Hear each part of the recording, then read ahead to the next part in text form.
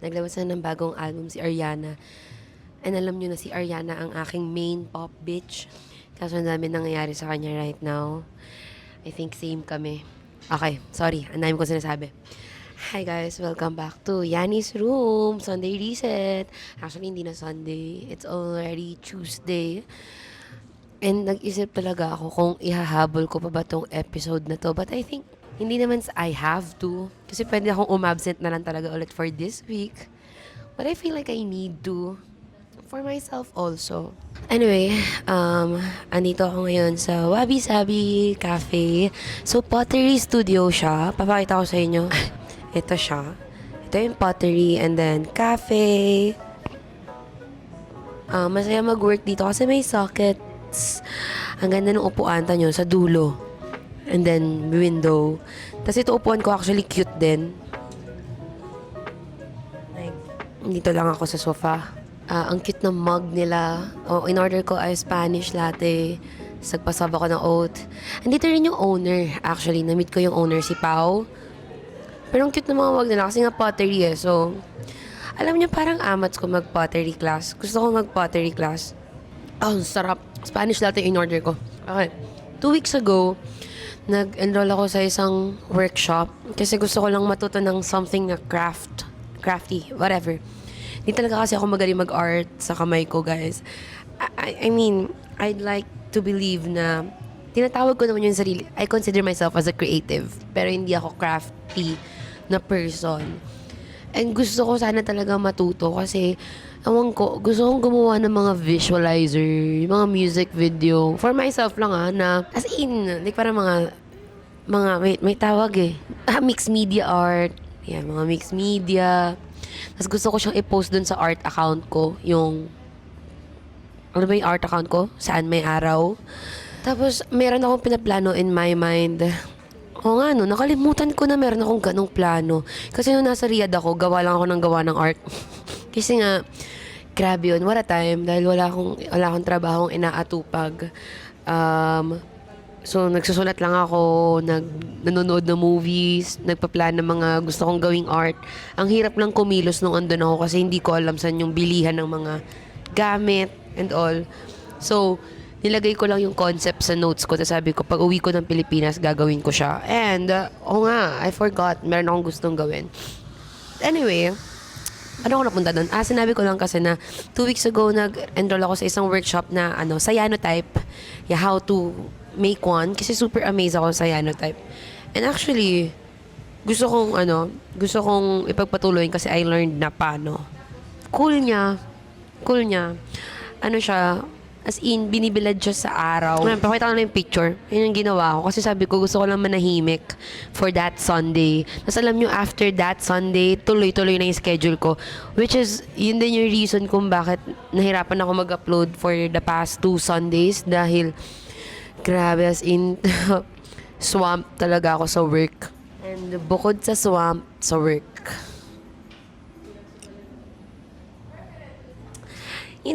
Guys, mga dagok sa buhay. Kaya nga sabi ko, parang need ko mag-Sunday reset. Hindi lang dahil kailangan kong habulin yung upload, kundi dahil parang need kong mag-talk about feelings right now. Hindi ako magdadump, okay? Hindi ko sabihin sa inyo kung ano malamang. Pero parang I feel like need ko lang ng outlet. Kasi ginawa ko naman talaga yung Yanni's Room to be a safe space. Safe space. Parang place of comfort for everyone. Feel at home nga di ba? And so sabi ko, dapat gawin ko din ganun yung podcast for myself. Yes. So, yon. Ang dami talaga nangyari. Parang super personal. Ganyan. And siguro weird lang yung everything right now kasi ito na lang, thoughts na lang siguro. Hindi kasi ako angry na person. As in, hindi ako nagtatanim ng sama ng loob. Hindi ako tinuruan ever ng parents ko to do that. So, hindi ako lumaki na alam ko paano mag-hold ng anger. And alam ko, nabanggit ko na to sa podcast na we need it. Kailangan nating matuto paano paano magalit din. Kasi minsan, hindi minsan madalas that's our way to protect ourselves.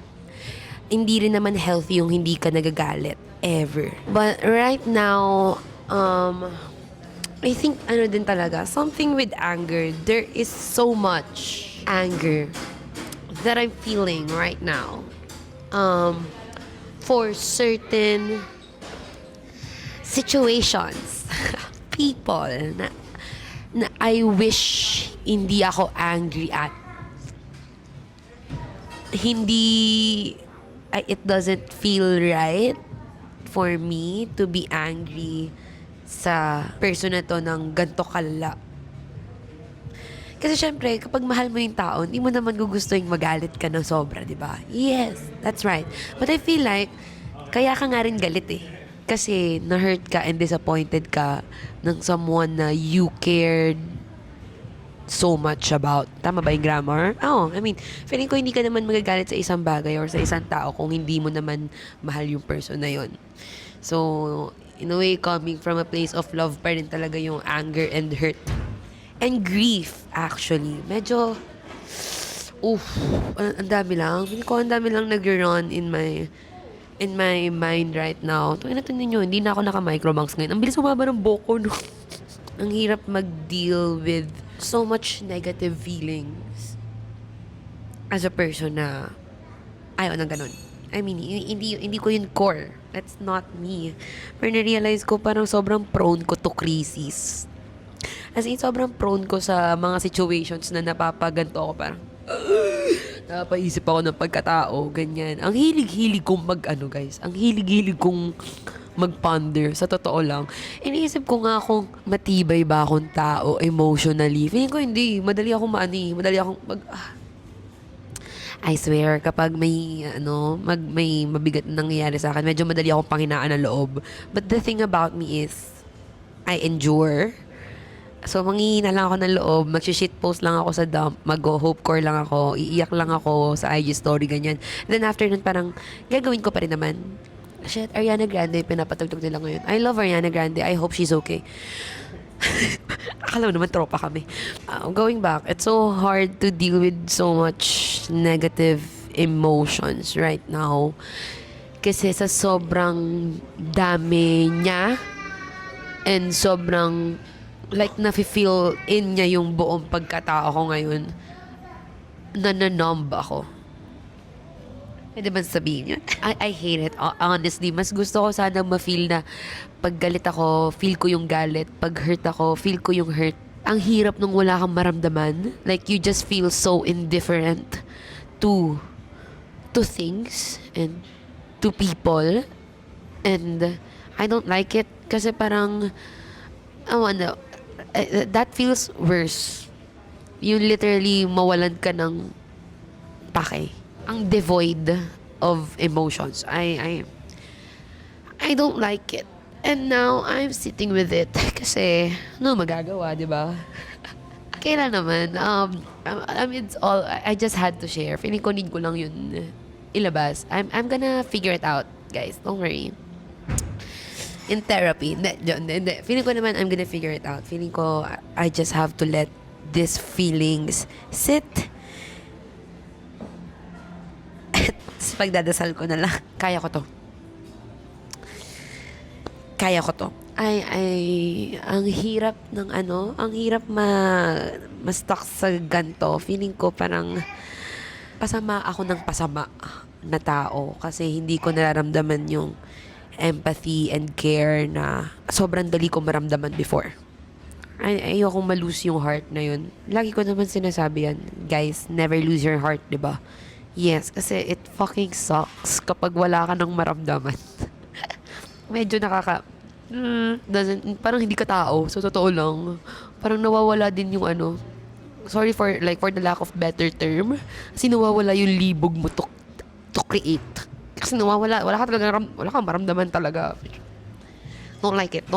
Siguro, I just have to, journal and process things. Kaya ko to, guys. Madadaan ko to sa Hope Core. Update sa paligid.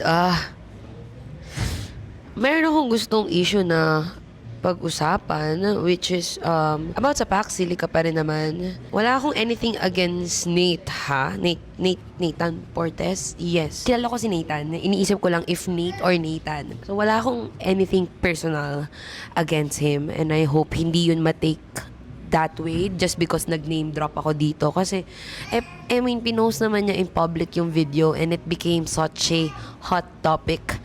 Siguro, what I'm gonna say about that is, I guess I understand saan nanggagaling yung kagustuhan na mag-open ng discussion.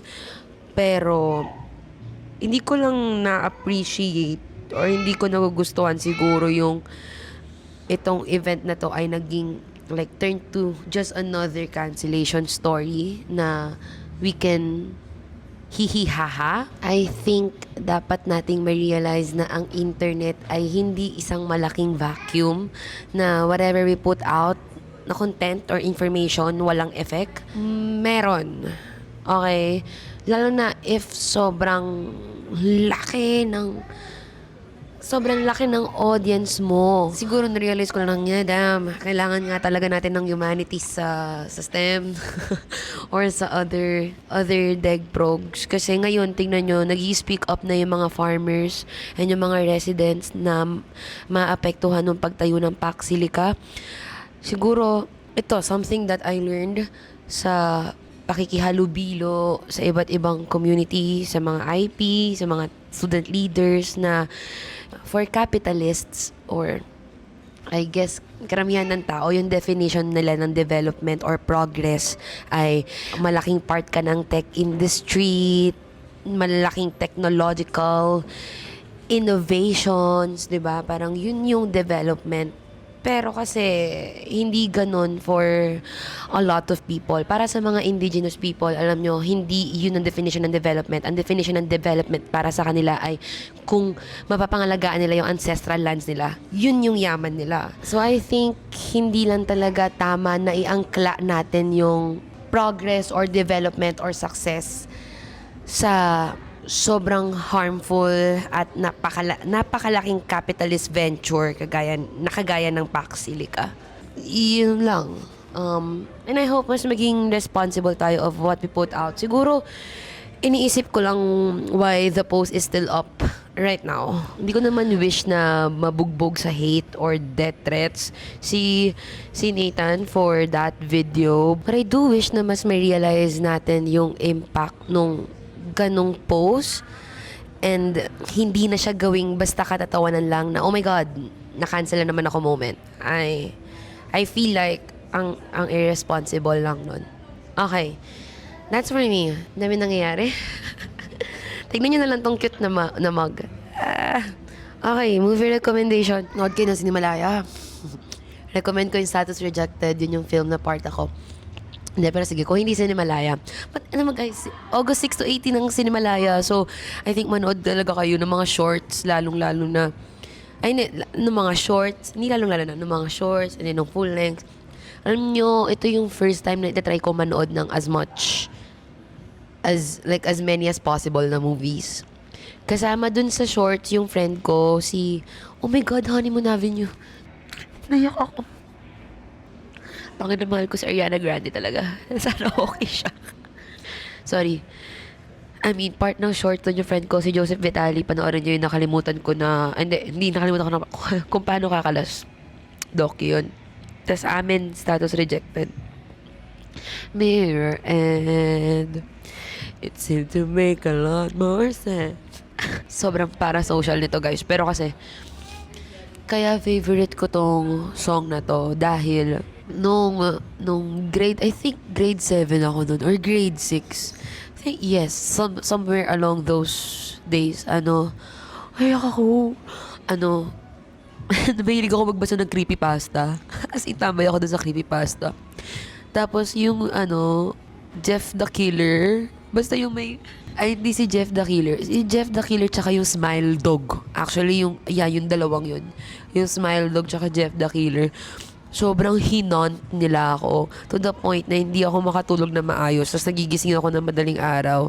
And every time mararamdaman kong scared ako, lagi ko lang pinapatugtog yung Honeymoon Avenue ni Ariana Grande. And so, until now, favorite ko siya. Sobra, like, it brings me so much peace and joy.